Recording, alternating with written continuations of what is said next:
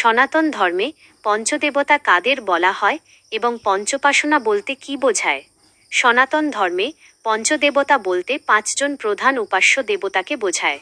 তাঁরা হলেন শ্রীবিষ্ণু, ভগবান শিব, আদ্যাশক্তি দেবী, দুর্গা পার্বতী, শ্রী গণেশ এবং সূর্যদেব। স্মার্ত পরম্পরায় এই ৫ দেবতার সম্মিলিত উপাসনাকেই পঞ্চোপাসনা বলা হয় এবং এর পূজার বিন্যাসকে পঞ্চায়তন পূজা নামে অভিহিত করা হয়।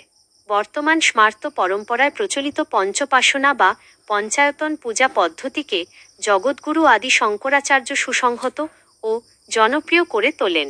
তাঁর উদ্দেশ্য ছিল বৈষ্ণব, শৈব, শাক্ত, গাণপত্য ও সৌর এই বিভিন্ন উপাসনা ধারার মধ্যে ঐক্য প্রতিষ্ঠা করা।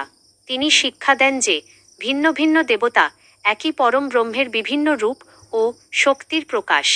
তাই ভক্তের ইষ্টদেবতা ভিন্ন হতে পারে, কিন্তু উপাস্যের পরম সত্য এক ও অদ্বিতীয়।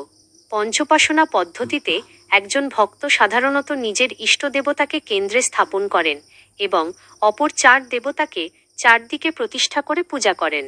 এই উপাসনার মূল শিক্ষা হল নিজের ইষ্টদেবতার প্রতি অটল ভক্তি বজায় রেখেও অন্য দেবতাদের প্রতি সমান শ্রদ্ধা ও সম্মান প্রদর্শন করা।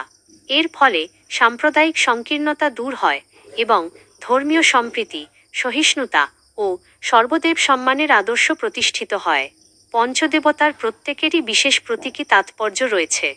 শ্রীবিষ্ণু পালন ও সংরক্ষণের প্রতীক, ভগবান শিব ত্যাগ, বৈরাগ্য ও রূপান্তরের প্রতীক, আদ্যাশক্তি দেবী শক্তি, করুণা ও সৃষ্টিশীলতার প্রতীক, শ্রীগণেশ জ্ঞান, বুদ্ধি এবং সকল শুভকর্মের সূচনার অধিষ্ঠাতা এবং সূর্যদেব আলো, প্রাণশক্তি, স্বাস্থ্য ও চেতনার প্রতীক। এই ৫ দেবতার সম্মিলিত উপাসনা মানুষের আধ্যাত্মিক, নৈতিক ও মানসিক বিকাশে সহায়ক বলে বিবেচিত হয়। এই দর্শনের শাস্ত্রীয় ভিত্তি ঋগ্বেদের বিখ্যাত মন্ত্রে প্রকাশিত হয়েছে। একং সৎ বিপ্রাহ বহুধা বদন্তি, অর্থাৎ সত্য এক, জ্ঞানীগণ তাকে বিভিন্ন নামে অভিহিত করেন।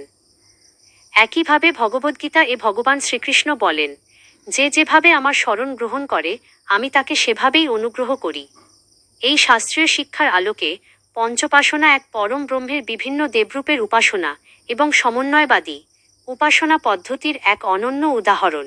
তাই পঞ্চদেবতা ও পঞ্চোপাসনা সনাতন ধর্মে ঐক্য, সহিষ্ণুতা, ভক্তি এবং সর্বদেব সম্মানের এক মহান আদর্শ হিসেবে বিবেচিত হয়।